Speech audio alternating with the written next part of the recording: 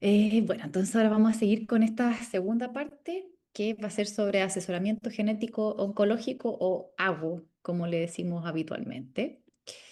Em, entonces, bueno, en esta clase vamos a ver qué es AGO y las distintas partes del asesoramiento genético, que es el asesoramiento genético pretest. Después vamos a hablar un poquito de los estudios genéticos que hacemos para AGO y el asesoramiento genético post-test y cómo funciona AGO en la FALC. Entonces, ¿qué es el asesoramiento genético oncológico? Primero que nada, que es como un proceso, si no es una sola cosa que se dé en un solo momento, sino que es el proceso de identificar y asesorar individuos que presenten un riesgo aumentado de desarrollar cáncer, distinguiendo aquellos de alto riesgo, de riesgo moderado y los de riesgo promedio. O sea, lo que decía yo antes, como sacar a las personas que son de riesgo alto y de riesgo moderado por la genética del promedio en el fondo de la gente de la población que hace lo que tenemos que hacer todos, ¿cierto? El Papá Nicolau, la mamografía, y aparte de eso no hacemos nada más, pero estas otras personas tienen que hacer otras cosas de seguimiento y también incluso estas medidas de reducción de riesgo como la cirugía. Y para hacer en el fondo esto, usamos una combinación de herramientas, herramientas clínicas como la genealogía, que es el árbol de la familia, la historia clínica, el examen físico en algunos casos. También existen, por ejemplo, algunos modelos predictivos de riesgo, existen como algunas calculadoras donde uno pone como todos los datos y nos dice, por ejemplo, la probabilidad de que alguien tenga una mutación, análisis bioquímicos, imagenológicos y, por último, el estudio genético que viene como a confirmar una sospecha. Y la idea de, en el fondo, todo esto, o el objetivo del asesoramiento genético oncológico es optimizar los planes de tamizaje, de prevención, las estrategias de reducción de riesgo, el tratamiento e informar a los familiares también que están en riesgo. Y el asesoramiento genético oncológico está, bueno, reconocido como un eje central del manejo del cáncer por la ASCO desde la década de los 90 y también forma parte de la ley del cáncer chilena. La ley del cáncer tiene un artículo en el fondo que trata o que especifica en el fondo que el equipo médico tiene que otorgar consejería genética o asesoramiento genético a los pacientes diagnosticados de cáncer en caso de detectarse factores de riesgo personales, ambientales o familiares de padecer dicha enfermedad, así como a sus familiares, en los casos que determine el reglamento. Este reglamento todavía no existe, pero el MinSal ya creó una mesa como de trabajo de asesoramiento genético oncológico, donde estamos trabajando para que esto en el fondo sea una realidad, ojalá a nivel nacional. Ya Y se pasó François, se pasó hay alguien que Gus, está con su que me micrófono dijo, abierto. A ver, no, te saqué. ahí sí. Ya. Entonces, como les mostraba antes este gráfico, en la población, la minoría de las personas van a tener estas mutaciones de alto riesgo y de moderado riesgo genético, y eso lo que buscamos con el asesoramiento genético oncológico es encontrar a esas personas que están en ese segmento de la población, que serían una de cada 10 personas con cáncer, y en las personas sin cáncer es muchísimo menos, y solamente vamos a ir a buscarlo cuando hay algún antecedente, por ejemplo, familiar.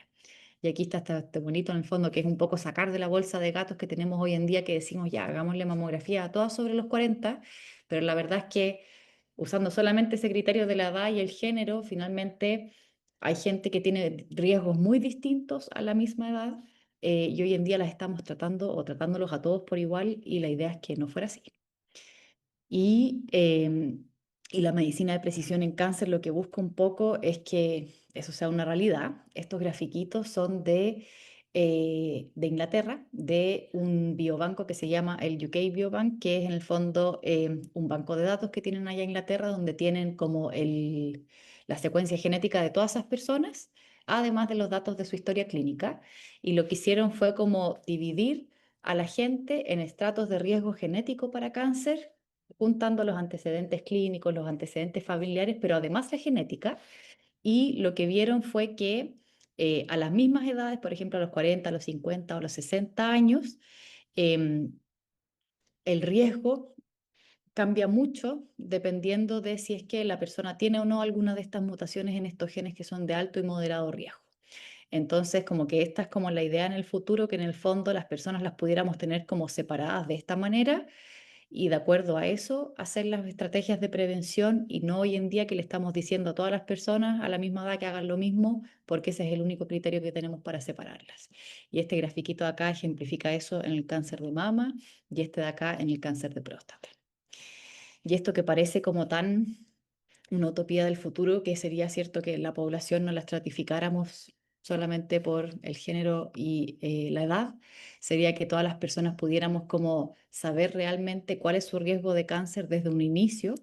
Y hay algunos que probablemente van a necesitar estrategias mucho más intensivas y otros que incluso vamos a tener como que desescalar y personas que tengan un riesgo genético extremadamente bajo quizás ni siquiera necesiten hacerse el screening que estamos haciendo hoy en día. Allá, por ejemplo, también en Inglaterra ya existe como un programa que está en curso actualmente que se llama el Newborn Genomes Program, que lo que van a hacer es como secuenciar desde el nacimiento a todas las guaguitas que nazcan, 100.000 guaguitas, para ver en el fondo cómo es su genética y cuáles son las enfermedades que se podrían prevenir en el fondo sabiendo desde antes y según eso cómo estratificar también a las personas y ver si es que eso es costo efectivo o no y lo que esperan ellos es para el 2030 estar haciéndolo ya a nivel del sistema de salud. Así que es algo que no es tan lejano en el futuro y que podría ser una realidad para nosotros, obviamente no ahora, pero en varias décadas más. Bueno, y el asesoramiento genético oncológico, como decía, es un proceso que tiene varias etapas. La primera de esas etapas es el asesoramiento genético pretest, que es la consulta que tenemos antes de hacer el estudio genético. Y ahí uno debería pasar por varios puntos con los pacientes en el fondo, que lo primero es conocer cierto la historia de la persona, ver si realmente tiene o no indicación de hacerse el estudio genético y después contarles qué es el cáncer hereditario, cómo es el estudio genético, los resultados que pueden salir, qué impacto podría tener para la persona y para su familia.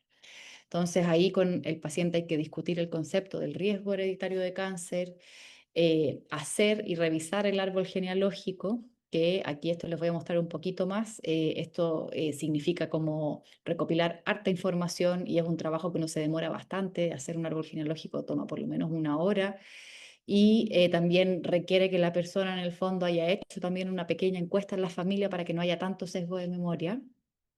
Después hay que explicarle al paciente qué tipo de estudios genéticos le vamos a hacer, qué genes vamos a incluir en ese estudio genético, cuál es la utilidad que puede tener el estudio y qué limitación también tienen los resultados, cuáles serían las estrategias posibles, por ejemplo, de prevención y de seguimiento. Hay que explicarles que quizás encontramos una mutación que significa una recomendación de cirugía preventiva o no. ¿Cuál es la posibilidad, por ejemplo, de encontrar hallazgos inesperados? Por ejemplo, nosotros en la FALPA hacemos un estudio genético que es amplio, que incluye todos los genes que tienen que ver con cáncer hereditario. Y puede ser que yo me estoy haciendo el estudio, ¿cierto?, por cáncer de mama, pero que nos encontremos con una mutación en un gen que no tiene nada que ver con las mamas y que tiene que ver, por ejemplo, con melanoma. Y eso es algo que podría llegar a pasar, es súper improbable, pero el paciente debería saberlo de antemano. Tenemos que explicarle los tipos de resultados que pueden salir del estudio, que esto también lo vamos a ver más adelante, que es que puede ser positivo, negativo o también existen resultados inciertos en genética. Hay que explicarle las posibles implicancias familiares, o sea que si encontramos alguna mutación, el deber en el fondo del paciente es ir a comunicarle a los familiares en riesgo que podrían tener una mutación y también, por ejemplo, eventualmente a sus propios hijos tendríamos que hacerles estudios, aunque como les contaba antes, la mayoría de los genes de cáncer se expresan en la vida adulta, así que en la mayoría de los casos solamente se hace estudio después de los 18 años, pero eso es algo que preguntan mucho los pacientes. También resolver dudas sobre confidencialidad o discriminación por este tipo de estudios genéticos y también, por supuesto, ellos tienen que estar al tanto de los costos y las coberturas. En cuanto al árbol genealógico, esta es una herramienta crucial dentro del asesoramiento genético oncológico. Hoy en día en la FAL, esta consulta, que es la consulta pretest, nos la dividimos entre la enfermera del equipo y los genetistas. Entonces, la enfermera hace la primera parte, que es la construcción del árbol genealógico. Para eso nosotros le mandamos, antes de que el paciente llegue a la consulta, una encuesta para que le vaya preguntando a todos los familiares en el fondo a qué edad han tenido cáncer, qué tipo de cáncer tuvieron, quiénes han tenido cáncer, si están fallecidos, si están vivos, etcétera. Porque el ejercicio en el fondo de la genealogía uno debería hacerlo de hasta 3 generaciones. Entonces, la verdad es que sin que la persona haya preguntado. Es bien difícil que sepa en el fondo, por ejemplo, si un tío abuelo tuvo cáncer o a veces los primos, no siempre es fácil. Y la genealogía, bueno, ¿qué es? Es una representación gráfica de la historia de salud de una persona y de las relaciones genéticas en una familia. Y existen símbolos en el fondo para ir como identificando los individuos y para saber qué tipo de relación tienen con los otros. Esto se estandarizó en los 90. Existe un paper donde están en el fondo todos estos símbolos y cómo hay que ir haciendo las líneas en el fondo, cómo hay que ir rellenando los símbolos para decir que alguien tiene o no una enfermedad o si es portador de algo. Y esto se ha ido actualizando en el fondo desde 1995 para ir agregando cosas como, por ejemplo, las técnicas de reproducción asistida, temas de género también que han ido cambiando y también los resultados de los estudios genéticos, que los estudios que habían en los años, ¿cierto? 90 no son los mismos que los que ahora. Y este de acá, por ejemplo, es un ejemplo de un árbol genealógico de una familia de aquí en la FALP, donde, por ejemplo, aquí el caso índice o la persona que llega para hacerse el asesoramiento genético oncológico siempre se simboliza con una flecha en las genealogías, en este caso es un hombre, los hombres se simbolizan con cuadrados y las mujeres con círculos, y todos los que están en la misma, en el fondo, fila son las personas de la misma generación, y los que son hermanos están unidos en el fondo por esta línea horizontal, y los papás con los hijos por las líneas verticales. Y los que están tachados son personas que ya han fallecido y los que están en color en este caso son personas que han tenido diagnósticos de cáncer. Entonces, así vamos simbolizando para ir facilitando, para después uno llega y mira y dice, ya, todos los que están en rojo han tenido el mismo tipo de cáncer. Y ahí vamos viendo también las edades de diagnóstico. Uno puede ir agregando también, por ejemplo, si es que la persona se ha hecho estudio genético o no, si fue negativo, si fue positivo. Y esto nos ayuda mucho en la consulta post-test también, por ejemplo, después del estudio, acordarnos de qué se trataba el caso, cuáles eran las relaciones, a quién le vamos a recomendar más que se haga el estudio, etcétera. Y también en caso, por ejemplo, de que un paciente vuelva a futuro o venga un familiar después, ya vamos a tener toda esta información. Hoy en día existen programas, algunos son gratis y hay otros pagados donde uno puede ir construyendo así las genealogías. Y otro tema súper importante que siempre en el fondo preguntan los pacientes o que preguntan bastante la consulta pretest es sobre la confidencialidad y no discriminación. ¿Qué pasa, por ejemplo, si yo tengo una mutación genética, si el seguro me va a discriminar por eso o si no voy a poder cambiar mi ISAPRE porque va a ser una preexistencia? La verdad es que hoy en día en Chile todo eso está prohibido. Y lo dice explícitamente nuestra ley en el fondo que está prohibida toda forma de discriminación arbitraria basada en el patrimonio genético de las personas y en consecuencia los resultados de los exámenes genéticos y análisis predictivos de la misma naturaleza no pueden ser utilizados con ese fin. Y la verdad es que hoy en día, o sea, hasta el momento nunca ha habido un caso judicializado a raíz de esto. Así que es una preocupación que es más bien como un mito que una realidad en Chile. Otro tema que pasamos en la consulta pretest es sobre el consentimiento informado del estudio genético, que ahí algunas de las cosas o los temas principales en el fondo que detalla ese consentimiento es qué va a pasar con el ADN de la persona, cómo se va a almacenar, quién va a recibir el resultado del estudio, quién va a guardar esos datos, cómo se van a almacenar esos datos, para qué otros fines van a ser utilizados, si el paciente, por ejemplo, consciente o no consciente para que sus datos sean usados para investigación. Y todo esto es súper importante, sobre todo porque los datos genéticos son datos sensibles, ¿cierto? Que van a permitir identificar para siempre a alguien y deberían tratarse, ¿cierto? Como tal. Y, por ejemplo, hoy en día también es ilegal guardar los datos genéticos de una persona sin su consentimiento. Entonces, por ejemplo, en la unidad nosotros tenemos un consentimiento que es para que los pacientes nos permitan guardar todos sus datos, tanto clínicos como genéticos, en nuestra propia base de datos. Y ahora vamos a pasar, bueno, después de la consulta pretest, donde hablamos de todas estas cosas con el paciente, le explicamos qué es el cáncer hereditario, estos temas de confidencialidad, el consentimiento informado, repasamos el árbol genealógico, vemos si tiene indicación o no de hacer el estudio genético, y ahí decidimos, ¿cierto?, que vamos a hacer el estudio genético porque el paciente efectivamente cumple con estos criterios de sospecha de cáncer de tipo hereditario que les mostraba antes. Y ahí les puse esta diapositiva para enmarcar un poco cuál es el estudio genético que hacemos en AP. Existen muchísimos tipos de estudios genéticos. Hay tipos Hay estudios genéticos, aquí los vamos a clasificar como por objetivo, que son diagnósticos, que es cuando una persona tiene signos y síntomas de algo y queremos diagnosticar una enfermedad con el examen, que eso sería, por ejemplo, aquí el caso de un paciente que ya tenga cáncer y yo quiero diagnosticar si tiene o no cáncer hereditario. Lo otro son los estudios predictivos, que es, por ejemplo, un paciente asintomático y que yo quiero saber si es que tiene riesgo de portar una enfermedad genética, que en esta categoría, por ejemplo, caerían los estudios que le hacemos a los familiares sanos. Por ejemplo, se estudia un individuo, le encontramos una mutación y sabemos que el riesgo de tener esa mutación de las hermanas y los hermanos habitualmente es un 50%, entonces tenemos que ir a estudiarlos a ellos también, independiente que no hayan tenido cáncer, y ahí estaríamos hablando de estudios predictivos. Y además existen otro tipo de estudios genéticos, como por ejemplo lo que se hace en Chile hoy en día, el tamizaje neonatal para la fibrosis quística, el hipotiroidismo congénito.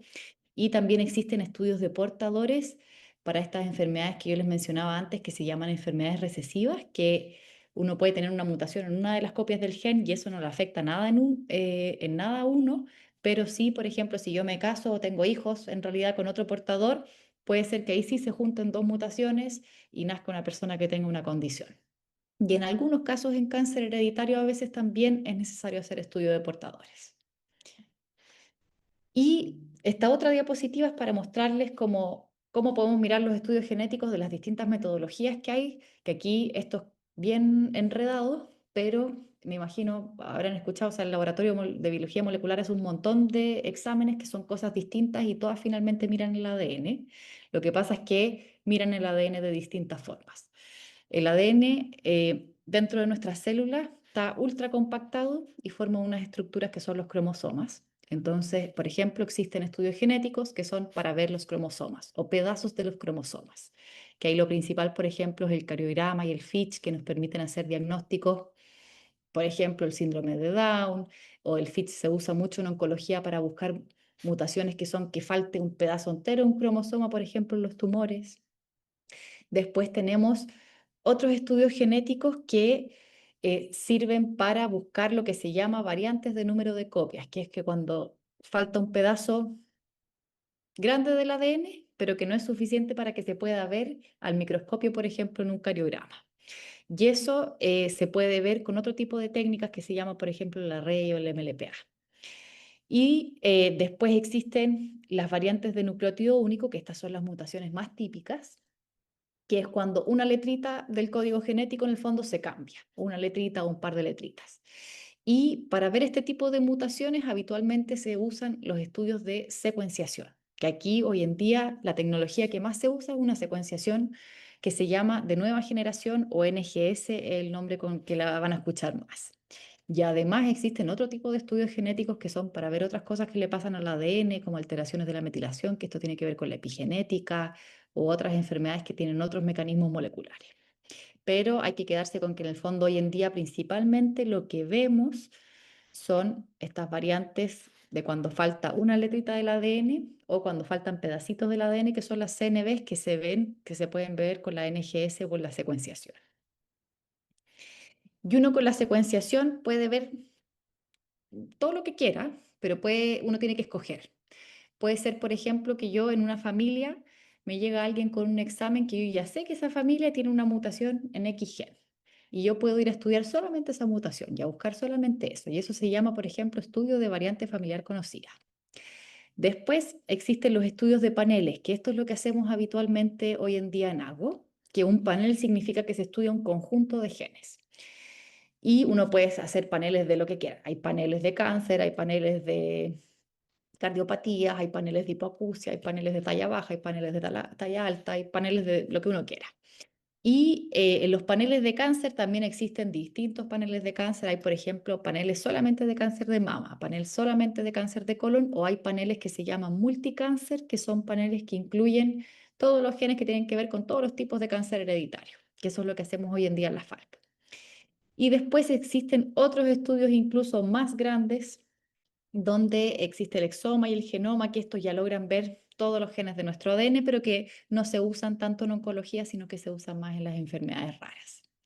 Y aquí ¿Qué estudio va a escoger uno? Va a depender de varias cosas, pero va a depender del tiempo de entrega los resultados. Mientras más grande sea un estudio genético, habitualmente más se va a demorar el resultado. Se demoran como un mes habitualmente los paneles que pedimos nosotros. Em, Mientras más amplio también sea el examen, generalmente mayor posibilidad voy a tener de hacer un diagnóstico, pero también el estudio es más caro, entonces ahí viene la costo-efectividad, de si vale la pena o no pedir un estudio tan grande para algo que quizás voy a encontrarlo solamente con un estudio más chico. Mientras más grande sea también un examen genético, más posibilidad va a haber que hayan, por ejemplo, hallazgos inesperados o que me encuentre con algo que la verdad es que no hay una guía clínica de cómo hacer seguimiento de ese gen porque es un gen tan poco conocido que nadie sabe. Y también vamos a ver que existe un tipo de resultado de los estudios genéticos que se llaman variantes inciertas. Y mientras más grande un estudio genético también es más probable encontrarse con estas cosas inciertas. Pero hoy en día estamos aquí generalmente en el mundo de los paneles. Y los estudios genéticos, los estudios de panel y en general los estudios de secuenciación pueden tener hoy en día cuatro tipos de resultados. Uno es que el resultado salga positivo, o sea que encontremos una mutación patogénica o probablemente patogénica, eso significa que no deja funcionar al gen, en un gen de estos que son genes de moderado y alto riesgo de cáncer hereditario. La otra alternativa sería que saliera negativo, que no encontremos nada.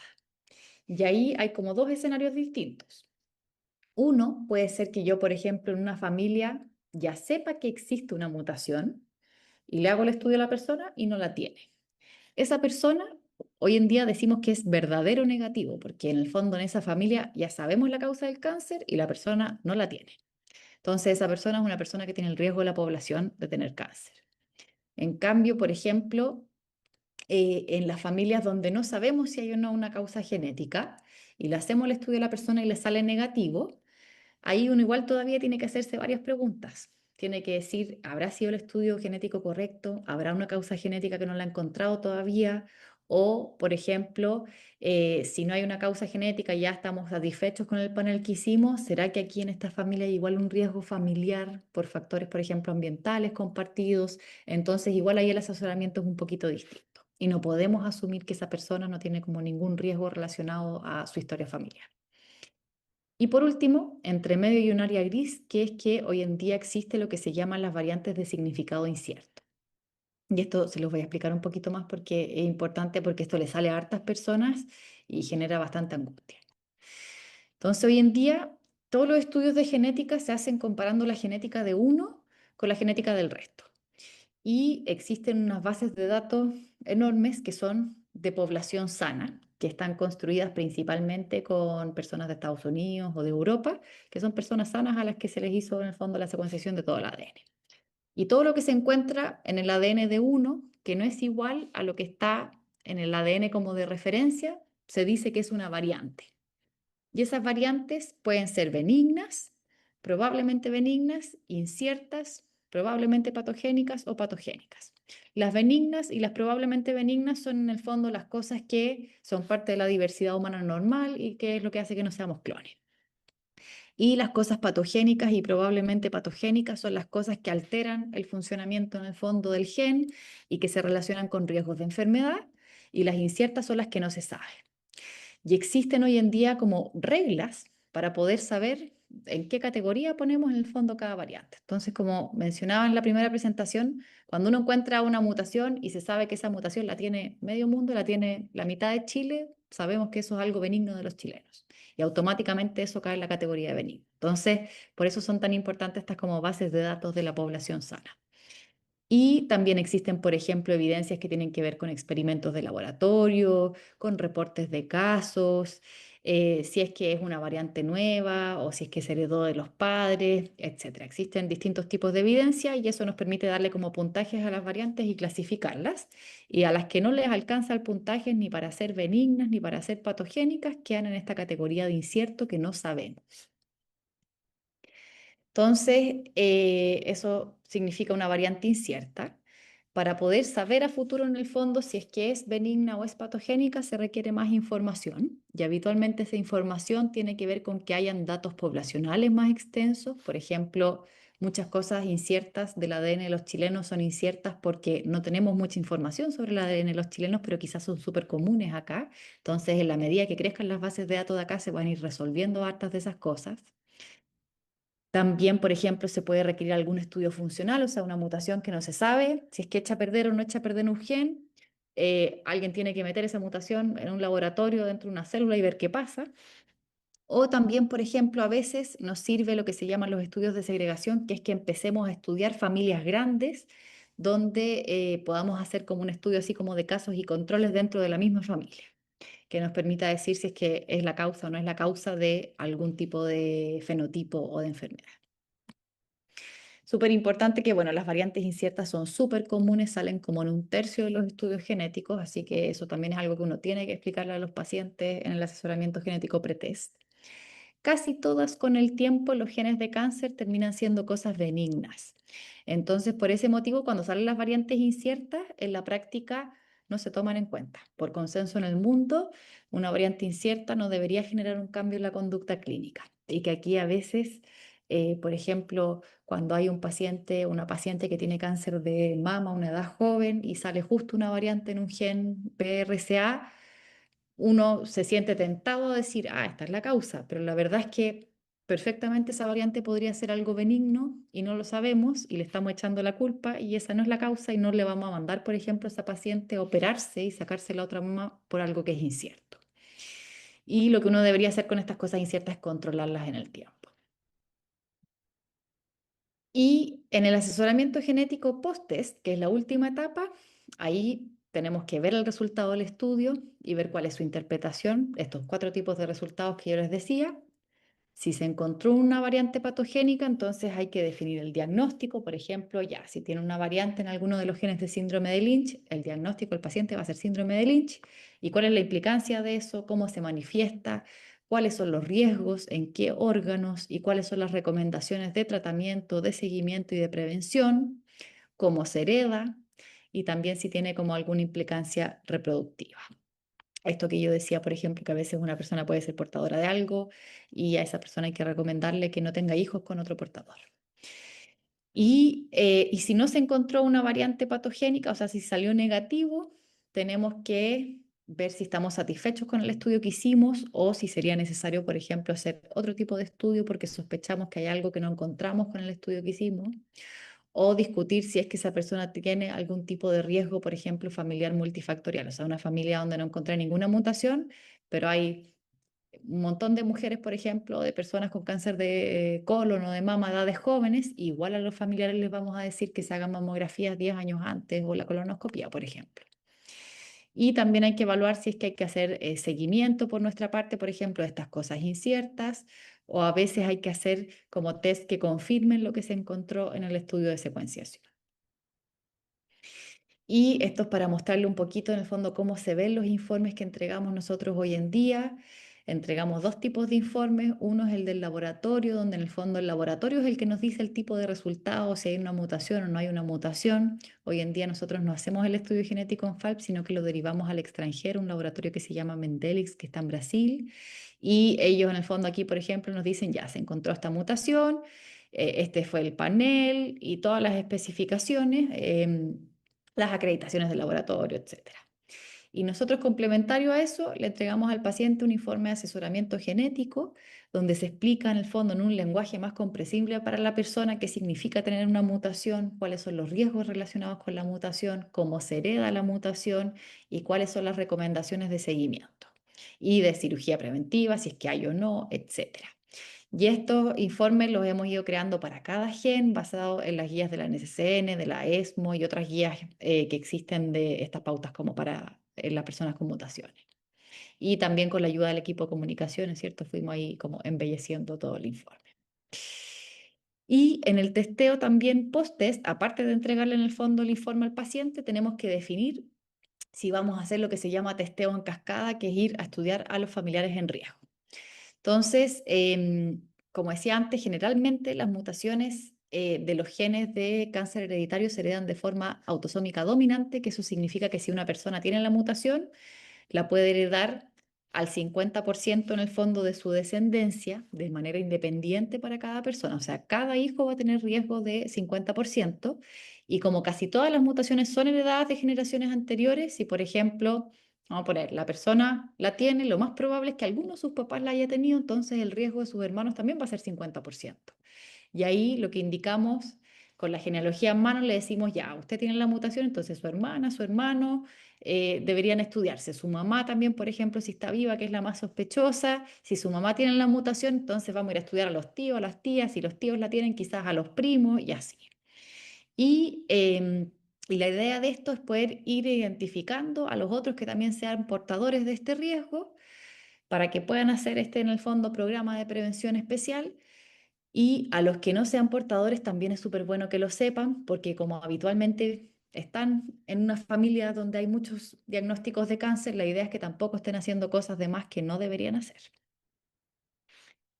Y respecto a los niños y a las niñas, generalmente las pruebas genéticas predictivas, que en este caso, por ejemplo, si estamos hablando de un niño o una niña sin cáncer, un estudio genético de este tipo sería un estudio genético predictivo para el futuro. No se recomienda hacerlo y se recomienda diferirlo, ojalá hasta que la persona sea mayor de edad y pueda decidir autónomamente si se quiere hacer o no se quiere hacer el estudio genético. Y eso sí es para las condiciones que aparecen en la edad adulta. Todos estos síndromes de cáncer hereditario que, por ejemplo, la prevención parte después de los 20 años, no le vamos a indicar a los niños que se hagan estudio también para que no carguen como con la parte psicológica de tener esta información que no les va a servir de nada a esa edad.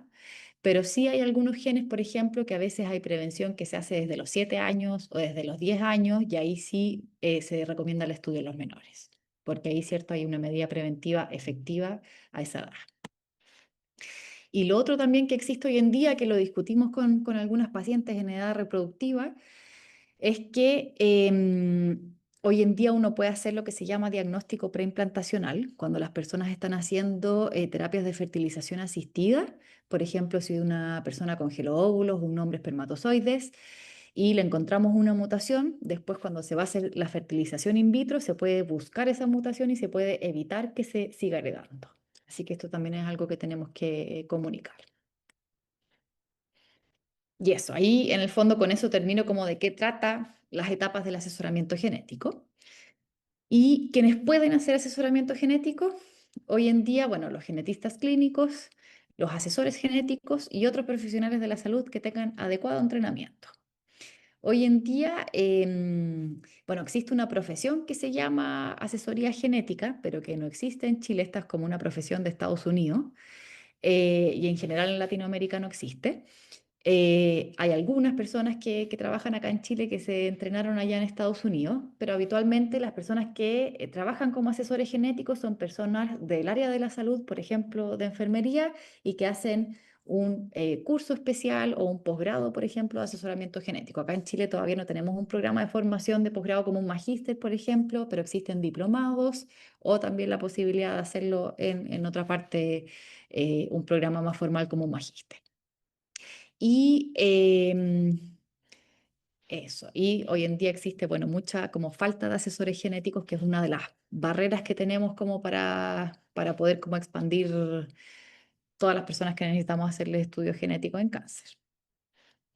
Y esto es un poco como para mostrarles, bueno, en Chile existe la Sociedad Chilena de Asesoramiento Genético Oncológico recién desde el año pasado. La presidenta actualmente es una enfermera y el objetivo de la SOCHIAGO, bueno, es liderar y convocar todos los actores relevantes que participan en el proceso de AGO e influir en abordar los desafíos de AGO a lo largo del país. Y este año, en octubre, va a ser el primer congreso de la SOCHIAGO que va a ser en conjunto con la SOCHIGénica. Ahí se van a tratar hartos temas de asesoramiento genético oncológico por si a alguno de ustedes como que le interesa saber más o saber de qué se trata y si es algo que le interesaría. Y lo otro que quería contarles o mostrarles es esto que está bien de moda, que le llamamos la genética recreativa, que son todos estos test genéticos que uno puede comprar para saber si me gusta el cilantro o no me gusta el cilantro, si es que voy a ser un buen atleta, si es que tengo ancestría europea o africana. Existen un montón de test genéticos que Generalmente para el tema de ancestría funcionan súper bien. En el fondo uno puede hacerse estos estudios genéticos que los venden en cualquier parte, los venden en Amazon, los venden en Internet, en otros países incluso en la farmacia o en tiendas como incluso como recreativas. Y para la ancestría funcionan muy bien y ahí lo que hacen es que buscan como marcadores genéticos que logran como predecir con bastante exactitud de a dónde vino el ADN de uno. Pero además estos test han ido más allá y hartas compañías están, aparte de haciendo el estudio de ancestría, que así fue como nacieron, haciendo estudios de salud. En el fondo, como diciéndole a las personas o prediciendo supuestamente con su genética si es que tienen más riesgo de tener ciertas enfermedades o ciertas condiciones o si es que están protegidos para ciertas cosas. Entonces aquí, por ejemplo, les muestro que entonces aquí hay un test que era principalmente ancestría, pero si yo pago $20 más, además me dicen todas las cosas de salud. Y me dicen del cáncer de mama, colitis ulcerosa, cáncer de tiroides, enfermedades coronarias, o sea, de todo. Y que parece maravilloso, ¿cierto? Y me dicen cuál es mi riesgo, si soy una persona de riesgo bajo, riesgo promedio, etcétera. Ahora, ¿cuál es el problema? Que estos estudios están basados en marcadores genéticos que han sido identificados en general en estudios con evidencia muy, muy limitada y de poblaciones que no son extrapolables a la nuestra. Entonces, la verdad es que no tienen correlación realmente con estos riesgos que están como vendiendo. Y existe, bueno, esta revisión sistemática que se hizo el año 2023 entre además la concordancia de los resultados de estos estudios genéticos que se venden como recreativamente con los estudios que se hacen en los laboratorios clínicos certificados y la concordancia que tenían de como validez analítica. Bueno, en Estados Unidos era un 60%, o sea, un 40% que te están diciendo que tienes una mutación de riesgo de cáncer y no la tienes. Entonces, súper peligroso y además que la persona se hace el test y nadie le asesoró de nada, o sea, no tiene idea en el fondo qué significa eso tampoco. Y en Australia esa concordancia es un 10%. Así que la verdad es que hay que tener mucho ojo con esto. Cuando un paciente llega con alguno de esos test, no nos sirve para la práctica clínica y hay que hacer un estudio en un laboratorio validado. Y por último, hablarles un poquito de cómo es la unidad de agua en la FALP. La unidad de agua en la FALP partió el año 2022, muy chiquitita. Partieron los cirujanos de mama en FALP haciendo asesoramiento genético oncológico. Algunos de ellos hicieron un diplomado y ellos iniciaron haciendo principalmente asesoramiento genético oncológico en pacientes con cáncer de mama y de ovario. Y después en el año 2022 nos integramos dos genetistas y desde ahí hemos empezado a ver también otros pacientes de otras áreas. Y cada vez estamos viendo más pacientes con otros tipos de cáncer, como próstata, colon, renal, tiroides, páncreas, endometrio, etcétera. Y hoy en día estamos viendo como sobre 500 pacientes al año y la idea es que fuera muchísimo más porque hemos hecho el trabajo como de buscar todos los pacientes que deberíamos estar viendo y es un universo mucho más grande. Este de acá es el equipo en el fondo de asesoramiento genético oncológico. La doctora Selman, ella, bueno, es la subdirectora de las unidades diagnósticas, que fue un poco la que armó la unidad y la que supervisa también todos nuestros trabajos. Habemos dos genetistas clínicas, la enfermera de la unidad, que es María Paz Saavedra, que ahí les dejé su correo al final de la presentación, que ella quería estar hoy día, pero no pudo. Y la verdad es que ella, bueno, un pilar fundamental de la unidad. También hay una TENS que trabaja con nosotros, Paulina Chávez, y un ingeniero en administración que también nos ayuda a hacer todos nuestros procesos. Y este es el flujograma de la unidad. Los pacientes nos llegan de distintas maneras, llegan por interconsultas que pueden ser desde la misma FALP o a veces personas que llegan derivadas de otras instituciones, pacientes que decimos que tienen indicación de hacer asesoramiento genético en los comités y también personas que llegan por iniciativa propia, por ejemplo, porque han escuchado, porque buscaron en la página y se dieron cuenta que su familia está muy cargada de cáncer y quieren hacerse el estudio. Y lo primero que tenemos es una entrevista con María Paz, con la enfermera, donde se revisa en el fondo esta encuesta que se le mandó al paciente para que averigüe los antecedentes de cáncer en la familia y se arma el árbol de la familia. Y además en esa misma consulta se hace en el fondo un primer acercamiento a todo lo que es el cáncer hereditario, el estudio genético, etcétera. Hay una educación ahí al paciente. Después es el asesoramiento genético pretest con genetista, que ahí volvemos a repasar todos esos temas y volvemos a detallar en el fondo de qué trata el estudio, el tema de los consentimientos informados, etcétera. Después se hace el estudio genético, que hoy en día lo que hacemos es un panel multigen por esta tecnología que se llama NGS. Y después el asesoramiento genético post-test, que hacemos las recomendaciones basadas en las guías, le entregamos los informes al paciente y además después se les hace una encuesta que se llama termómetro del distrés, que es en el fondo para ver cómo el impacto psicológico que pudo haber tenido el resultado. Y hoy en día nosotros, por ejemplo, participamos en el comité de mama, de urología, de digestivo, en el comité ampliado y tenemos también un proyecto para ir integrando estos como criterios de sospecha del cáncer hereditario en las rutas clínicas y que ojalá pueda haber como una derivación más automática. Hoy en día, por ejemplo, el equipo de enfermería de enlace nos ayudó un montón con el equipo de urología para hacer el contacto con los pacientes. Y hoy en día tenemos, bueno, esta base de datos que construimos junto con María Paz y junto con el equipo de Data Science, donde podemos ir registrando todos los pacientes que pasan por nuestra unidad y monitorizando. Si son pacientes de la FALP, si es que son de afuera, por qué llegaron, cuántos son, si tienen cáncer, si no tienen cáncer, qué tipo de cáncer tienen, qué estudio le hicimos, qué les salió, etcétera. Y esto lo tenemos funcionando más o menos desde hace ya un año y nos ayuda muchísimo en la gestión de los pacientes en la unidad y también es una herramienta súper importante para investigación. ¿Y cuál es el rol, al menos de la enfermería, en la FALP en asesoramiento genético oncológico? María Paz, que es nuestra enfermera y como yo les decía, un pilar fundamental, ella gestiona el ingreso de los pacientes y el tránsito realmente de los pacientes por todas las etapas de AGO. También ella hace toda la gestión de la toma de muestras del estudio genético. También, como les decía, hace una parte del asesoramiento genético pretest con la creación del árbol genealógico y también la educación a los pacientes. Y también hace el registro de los pacientes con objetivos asistenciales y de investigación en una plataforma que es RedCap, que la podemos ver en esta otra aplicación que se llama Power BI que les mostré recién. Y también María Paz participa en la gestión de proyectos de coordinación con el área de salud mental, de la gestión de esta base de datos, el reclutamiento de pacientes, campañas comunicacionales, etcétera. Y como les comentaba, existen también asesoras y asesores genéticos que son enfermeros hoy en día en Chile.